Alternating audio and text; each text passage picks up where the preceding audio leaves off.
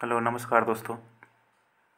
चलिए हम आज एक टॉपिक लेके आए कि क्वेश्चंस जैसे फिजिकल लेयर्स के बारे में हम लोग प्रोटोकॉल टेस्टिंग में कौन कौन से क्वेश्चन पूछे जा सकते हैं। तो बहुत से लोगों की डिमांड थी कि सर आप ऑलरेडी फिजिकल लेयर्स के बारे में हम लोग डिस्कशन कर रहे हैं, तो कुछ फिजिकल लेयर्स के रिलेटेड क्वेश्चन और प्रोटोकॉल टेस्टिंग से रिलेटेड कुछ क्वेश्चन आप यहाँ पे अपलोड करो। तो अभी बहुत सारे टॉपिक्स बाकी हैं हमें प्रोटोकॉल टेस्टिंग में कि फिजिकल लेयर्स का प्रोटोकॉल टेस्टिंग में बहुत सारे टॉपिक्स अभी पेंडिंग है। जैसे मैं ऑलरेडी इस वीक प्लान था मेरा कि मैं पार्ट 7 को ही अपलोड करूं। पार्ट 7 में मेरा पार्ट जो था ये कि जो पेंडिंग पार्ट्स था उसको कंप्लीट करने के लिए कि ये वाला जो पार्ट मैं बता दूं आपको कि फिजिकल चैनल्स जो थे, फिजिकल लेयर्स के जो चैनल थे मेरे, उसके बारे में थोड़ा सा डिस्कशन करना चाहिए था। मेरा ये था डिस्कशन प्लान कि ये जो है कि एलटीई के फिजिकल चैनल्स कौन कौन से हैं, एलटीई फिजिकल चैनल्स कौन कौन से हैं, क्योंकि हम लोग अभी अभी फिजिकल चैनल्स के बारे में डिस्कशन कर रहे थे, फिजिकल से रिलेटेड लेयर्स के बारे में, प्रोटोकॉल लेयर्स के बारे में बात कर रहे थे। और इसमें जो टॉपिक्स आएंगे जैसे सिग्नल फिजिकल सिग्नलिंग्स है, और पिछले वीडियो में भी आप देखेंगे OFDMA, FTMA, CFTMA, उससे रिलेटेड बहुत सारे वीडियो मैंने ऑलरेडी अपलोड किए हैं फिजिकल लेयर से। लेकिन इस बीच में बहुत सारे लोगों ने बोला कि सर कुछ आप मेरा कुछ इंटरव्यू पॉइंट ऑफ व्यू से आप प्रोटोकॉल टेस्टिंग के बारे में कुछ फिजिकल लेयर से रिलेटेड कुछ टॉपिक्स भी अपलोड करते चले 1 बाय 1, तो इसलिए ईजी होगा हम लोगों को इंटरव्यू पॉइंट ऑफ व्यू से भी। तो चलिए आज के टॉपिक्स में हम लोग प्रोटोकॉल टेस्टिंग का पार्ट 8 को अपलोड करते हैं। 7 बाद में अपलोड करूँगा। कुछ क्वेश्चंस है ऑलरेडी जो आपको समझने पड़ेंगे। तो चलिए ये पार्ट 8 को मैं अपलोड करता हूँ आज बताता हूँ आपको फिर कौन कौन से क्वेश्चंस आपको फिजिकल लेयर से पूछे जा सकते हैं as a protocol test engineer के लिए। तो इसमें क्वेश्चंस है, जैसे ले चलता हूँ मैं यहाँ पे ले जाऊँ क्वेश्चंस को। तो पहला क्वेश्चन है कि आपका डिफाइंड फ्रेम स्ट्रक्चर। तो ऑलरेडी हम लोगों ने फ्रेम स्ट्रक्चर के बारे में पढ़ लिया कि फ्रेम स्ट्रक्चर होता क्या है। तो इससे क्वेश्चन यही पूछा जा सकता है कि आपने फ्रेम स्ट्रक्चर पढ़ा है, कितने टाइप के फ्रेम स्ट्रक्चर होते हैं, FTD TDD क्या है। तो ऑलरेडी ये डिस्कशन हम लोगों ने किया है कि अगर मेरे पिछले स्लाइड्स में जाएंगे फिजिकल लेयर का ही पार्ट अगर 1 देखेंगे तो उसमें ऑलरेडी फ्रेम स्ट्रक्चर पार्ट 1 या पार्ट 2 देखेंगे आप, उसमें तो फ्रेम स्ट्रक्चर को बहुत ही डिटेल से बताया गया कि उसमें कौन कौन से फ्रेम स्ट्रक्चर होते हैं। TDD और FTD में डिवाइड करके भी उसको ऑलरेडी मैंने इसको बताया है फ्रेम स्ट्रक्चर के बारे में। दूसरा क्वेश्चन है how many sub frames present in single frame structure and size of each sub frame in time domain. Okay, तो एक सिंगल फ्रेम स्ट्रक्चर में कितने सब फ्रेम प्रेजेंट होते हैं।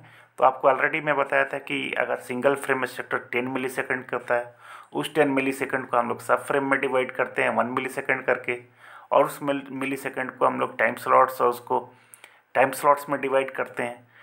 तो उसका क्या है कि ऑलरेडी मैंने टाइम डोमेन में कौन सा सब फ्रेम में size of each sub frame in time domain में कितना होता है, तो ये सभी जाके आप देखेंगे उसमें, तो बहुत ही आसानी से समझ में आएगा क्योंकि ये क्या है क्या नहीं है। तीसरा क्वेश्चन है how many time slots are present in subframe. तो बहुत ही ईजी क्वेश्चन है कि टाइम सब फ्रेम में एक फ्रेम 10 मिलीसेकंड का होता है, उसको डिवाइड किया तो 1 मिलीसेकंड का एक सब फ्रेम हो गया। उस एक सब फ्रेम में 2 टाइम स्लॉट्स होते हैं, उसको डिवाइड करके अगर हम पूरे सब फ्रेम में देखें तो 10 गुने 2 मीन्स 20 टाइम स्लॉट्स आपको मिल जाएंगे एक फ्रेम में, और एक सब फ्रेम में 2 टाइम स्लॉट्स होते हैं। तो ये सभी क्वेश्चंस बहुत ही बेसिक क्वेश्चन हैं ये। तो आपसे अगर फ्रेम स्ट्रक्चर के बारे में पूछा जाए तो ये पूछा जाता है केवल क्वेश्चन कि आप फ्रेम स्ट्रक्चर के बारे में क्या जानते हैं। उस फ्रेम स्ट्रक्चर में आपको पूछा जा सकता है कि साइक्लिक प्रीफिक्स और एक्सटेंडेड साइक्लिक प्रीफिक्स में क्या डिफरेंस है, फ्रेम स्ट्रक्चर क्या होता है, उस फ्रेम स्ट्रक्चर में साइक्लिक प्रीफिक्स का नंबर ऑफ OFDM सिग्नल कितना, OFDM सिम्बल्स कितने OFDM सिम्बल्स होते हैं, उसमें अगर OFDM सिम्बल्स की बात आएगा फिर उसके बाद उससे क्वेश्चन पूछे जा सकते हैं कि OFDM और SCFDMA बारे में आप जानते हो, आप OFDM और SCFDMA क्या है। तो अगर आप जानते हैं उसके बारे में कि OFDM और SCFDMA क्या है, तो उसका रीज़न पूछेंगे कि OFDM ही डाउनलिंक में क्यों यूज़ करते हैं, SCFDA में है जो हम लोग अपलिंक डायरेक्शन में क्यों यूज़ करते हैं। तो इसका भी ऑलरेडी मैंने बताया था, मैं PAPR जो बताया था कि इसके because of this one PAPR के रीज़न के चलते OFDA में और इसको हम लोग यूज़ करते हैं। तो ये सभी बेसिक क्वेश्चंस आपसे पूछे जा सकते हैं। और ये वन जस्ट लाइक ऑब्जेक्टिव आप क्वेश्चन बोल सकते हैं कि छोटा सा क्वेश्चन आपसे पूछ दिया गया, उससे रिलेटेड और बहुत सारे क्वेश्चंस आएंगे। अगर मैं दूसरे लेयर पर जाऊंगा तो इसका कैसे यूज़ किया जाता है, कहाँ यूज़ किया जाता है, तो ये सभी क्वेश्चंस आएंगे। तो इसके बारे में हम लोग दूसरे टॉपिक्स में हम लोग डिस्कस करेंगे। दूसरे अगर लेयर्स में आते हैं तो उस लेयर्स में हम लोग बात करेंगे। इससे लेयर से यही क्वेश्चन पूछे जाते हैं, यही बेसिक क्वेश्चन है जो आपसे पूछे जाएंगे। उसमें what is the sub carrier, how many sub carrier present in resource block. अभी हम लोगों को टॉपिक रिसोर्स ब्लॉक के बारे में हम लोगों ने नहीं पढ़ा इसको, तो हम लोग नेक्स्ट टॉपिक्स में हम आएंगे तो रिसोर्स ब्लॉक्स के बारे में भी हम लोग पढ़ेंगे। What is the smallest unit of सब कैरियर का एक स्मॉलेस्ट यूनिट क्या है, तो ये सभी हम लोगों को ऑलरेडी मैंने पिछले वीडियो में बताया था। और जो भी पेंडिंग पार्ट्स होगा उसको हम लोग अभी भी कवर करना है। तो ये जितना टॉपिक्स था यहाँ पे, तो ऑलमोस्ट 90 to 95% ऑलरेडी हम लोगों ने कवर कर दिया है इस टॉपिक को। अगर पिछले वीडियो में जाएंगे तो सबको ये डिटेल्स आपको मिल जाएगी। अब आते हैं हम लोग इसमें दूसरे स्लाइड में हमको मालूम हुआ कि हम लोगों ने ये टॉपिक्स आप देखेंगे तो मैक्सिमम इसमें से हम लोगों ने कवर नहीं किया है। और ये इम्पॉर्टेंट है, बहुत इंटरव्यू पॉइंट ऑफ व्यू से बहुत ही इंपॉर्टेंट टॉपिक्स है। इसको हम लोग को पढ़ना बहुत ज़रूरी है और बहुत सारे क्वेश्चन इससे पूछे जा सकते हैं। PSS क्या होता है, SSS क्या होता है, PSS का काम क्या है, PSS का काम क्या है, SSS का काम क्या है, क्या वर्क करता है PSS, what is the work of PSS, how that synchronization happens between the network, okay, which sequence unit be use to generate PSS, कौन सा सीक्वेंस जो है unit be use to generate PSS SSS में किस लिए use होता है, कहाँ इसको यूज़ होता है। तो ये बहुत सारे क्वेश्चंस आपसे पूछे जा सकते हैं इससे। What is the reference signal in LTE, how many reference signals are present in one resource block, how many types of reference signal are available in LTE and description. तो ये बहुत सारे क्वेश्चंस हैं जो अभी हम लोग को पढ़ने हैं, उसको वन बाय वन हम लोग डिस्कशन करते हैं। इसके बीच में अगर आप कुछ बेसिक्स आप जाके कहीं यूट्यूब से, गूगल से और किसी दूसरे सोर्स से भी अगर पढ़ना चाहें तो आप पढ़ते रहिए बीच बीच में। और मैं इसको अच्छे से मैं आपको अगर स्लाइड आता हूँ, मैं नेक्स्ट वीडियो में आता हूँ तो आपको बहुत सारी इसके बारे में जानकारी देते रहूँगा और इसको बहुत ही डिटेल एक्सप्लेनेशन करूँगा इसके बारे में। फिर होता है एक क्वेश्चन आता है मीब और सीब। मीब और सीब से बहुत सारे क्वेश्चंस आपके बनेंगे। मीब और सीब का आइस क्या है, मीब सीब में कौन कौन से डेटा ट्रांसमिट होते हैं, ये डेटा कैसे कौन कौन से इंफॉर्मेशन ट्रांसमिट होता है, ये मीब कहाँ, मीब को डिकोडिंग कैसे होता है, सीब का डिकोडिंग कैसे होता है, वो मीब में भी कितने टाइप के मीब होते हैं, सीब कितने टाइप्स के होते हैं, मीब कितने टाइप्स के होते हैं, सीब कितने टाइप्स के, किस चैनल पे मीब और सीब ट्रांसमिट होता है। तो आपका BCCH, BCH और PBCH जो भी मीब का जो भी ट्रांसमिशन होता है किस तरह से होता है, वो इसका चैनल्स कौन से चैनल पर ट्रांसमिट होता है। तो ये सभी बहुत ही इंपॉर्टेंट क्वेश्चन। DCI फॉर्मेट क्या है आपको, विच DCI format used for uplink allocation.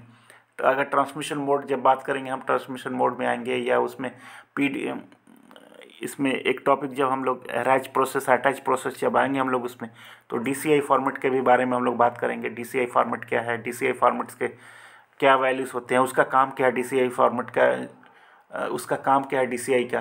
तो ये सभी डिस्कशन हम लोग वन बाय वन करेंगे। ये था बहुत ही इंपॉर्टेंट टॉपिक जो हम लोगों को पढ़ना है। अभी हम लोगों ने इसको डिस्कशन नहीं किया है। तो ये सभी इंपॉर्टेंट पॉइंट, अगर आप जा रहे हैं इंटरव्यू के लिए तो ये तो 100% आप ये क्वेश्चंस, ये जो पार्ट्स जो आपको दिखाई दे रहा है, तो ये पार्ट्स अगर प्रोटोकॉल टेस्टिंग में आप जा रहे हैं तो 100% इस पर बहुत ज़्यादा रिसर्च करें, इसको पढ़ें कि कैसे होता है, क्या क्या होता है, इसका क्या वर्क है, इसको कहाँ यूज़ करते हैं, इसका आइस कौन कौन सी है। अगर मीब सीब की बात करूँ तो क्यों इसको यूज़ करते हैं, DCI format use for uplink allocation में कौन सा DCI फॉर्मेट अपलिंक पे यूज़ करते हैं, कौन सा DCI फॉर्मेट डाउनलिंक में यूज़ करते हैं। तो वो सभी डिस्कशन आपको देखना पड़ेगा। नहीं तो अगर आप इंटरव्यू के लिए कल या परसों जा रहे हैं तो ठीक है, आप अपने यूट्यूब गूगल से जाके पढ़ लें। नहीं तो मैं तो ऑलरेडी इसको वन बाय वन इसको डिस्कशन करूँगा। नेक्स्ट क्वेश्चन आ जाता है इसमें कि what is the RLC mode use to send MIB and SIB. कौन सा RLC मोड जो होता है, RLC मोड से ही सेंड मी और सिप को भेजा जाता है। तो RLC मोड भी डिफरेंट टाइप्स के होते हैं। RLC मोड का कौन सा RLC मोड है, उसमें एरर करेक्शन क्वेश्चन पूछा जाता है। एरर करेक्शन होता क्या, व्हाट इज एरर करेक्शन होता है। फिजिकल लेयर की बात करें और उसमें अदर नेक्स्ट लेयर की बात करें तो उसमें हमें फर्स्ट 2-3 लेयर में हार्क और आर्क जो लेयर्स होते हैं उसमें भी एरर करेक्शन मेथड यूज़ किया जाता है। उसमें हम लोग हार्क और आर्क मेथड जो यूज़ करते हैं तो उस मेथड को कहाँ यूज़ करते हैं, हार्क मेथड कैसे यूज़ करता है, आर्क को कैसे यूज़ करते हैं हम लोग, विच RLC modes does error correction and how, कैसे RLC मोड का कौन सा जो है एरर करेक्शन करता है और कैसे करता है। तो इसके बारे में आपको डिस्कशन यहाँ पे हार्क और आर्क जो है, तो यहाँ पे बहुत सारे क्वेश्चन आएंगे। हार्क क्यों यूज़ किया था, ऑलरेडी मेरे पास हार्क है, हार्क का करेक्शन मेथड है ऑलरेडी, तो आर्क क्यों यूज़ करते हैं इसमें। तो ये सभी क्वेश्चंस है जो आपसे इम्पोर्टेंट, अगर फिजिकल लेयर्स की बात करूँ तो इसमें से जो क्वेश्चन अभी तक जो क्वेश्चंस आपको जनरेट होता है तो हार्क और आर्क से क्वेश्चन पूछे जाएंगे। इसमें आर्क का कैसे मेथड क्या है, कैसे ट्रांसमिट होगा वो, आर्क क्या है, अगर आर्क क्या होता है, मीब और सिप से क्वेश्चन, बहुत सारे क्वेश्चन पूछे जाते हैं आपसे। और यहाँ पे जो है इसमें क्वेश्चन आता है PSS और SSS क्या है, PSS डिकोडिंग कैसी है, SSS डिकोडिंग कैसे होता है। वो आपका मोबाइल स्विच ऑन होता है तो क्या होता है उसमें PSS और SSS कब मिलता है आपको, रिसोर्स ब्लॉक क्या होते हैं, रिसोर्स ब्लॉक और PRB फिजिकल रिसोर्स ब्लॉक और रिसोर्स ब्लॉक में क्या डिफरेंस है। यहाँ पे मैंने केवल रिसोर्स ब्लॉक के बारे में लिखा था। फिजिकल रिसोर्स PRB के बारे में भी पूछा जाता है कि फिजिकल रिसोर्स ब्लॉक क्या है और रिसोर्स ब्लॉक क्या है, इसमें डिफरेंस क्या है, एक PRB में कितने रिसोर्स ब्लॉक होते हैं। तो ये सारे बेसिक क्वेश्चंस हैं जो आपको इंटरव्यू पॉइंट से आपको याद करने पड़ेंगे। ये आपको इंपॉर्टेंट पॉइंट्स है जो यहाँ पे आपको 100% ये क्वेश्चंस पूछे जाते हैं आपको फिजिकल लेयर्स में। अगर वो आता है इंटरव्यूअर्स आपसे रिलेटेड क्वेश्चन ये पूछेगा। इसके साथ साथ ही ये बेसिक क्वेश्चंस है जो यहाँ पे आपको यूज़, यहाँ पे कि फ्रेम स्ट्रक्चर क्या है, टाइम स्लॉट से एक फ्रेम स्ट्रक्चर में टाइम क्या है। तो आपने अगर इंजीनियरिंग भी की होगी, इंजीनियरिंग के समय भी ये सभी क्वेश्चंस आपको ऑलरेडी फेस किए होंगे कि OFDM में यूज़ करते हैं, LTE में, SCFD में क्या है। तो ये सभी सारे बेसिक क्वेश्चंस है जो हम लोगों को फिजिकल लेयर से पूछे जा सकते हैं। अगर कुछ कन्फ्यूज़न हो तो आप पूछिए, आप कमेंट बॉक्स में डालिए, मैं आपको इससे रिलेटेड और क्वेश्चंस आपको बताते रहूँगा। इन बिटवीन क्या करूँगा, मैं इसके लिए ऑलरेडी प्रिपरेशन कर रहा हूँ। ये सभी क्वेश्चंस जो भी क्वेश्चंस है, जब मैं नेक्स्ट टॉपिक आऊँगा तो उस टॉपिक्स में ऑलरेडी ये टॉपिक्स जो ऑलरेडी कवर्ड होंगे और आपको जो भी क्वेश्चंस यहाँ पे हैं सबका आंसर आपको उस टॉपिक्स में मिलेगा। अगर ये वीडियो आपको अच्छी लग रही है तो प्लीज़ सब्सक्राइब कर लीजिए मेरे चैनल को। मैं आपको बहुत सारी क्वेश्चंस और आंसर देते रहता हूँ। अगर आपको कोई भी कन्फ्यूज़न है तो हमें मैसेज कीजिए, कमेंट कीजिए, मैं आपको रिप्लाई दूंगा। और इसको लाइक एंड सब्सक्राइब करते रहिए मेरे चैनल को। Thank you so much.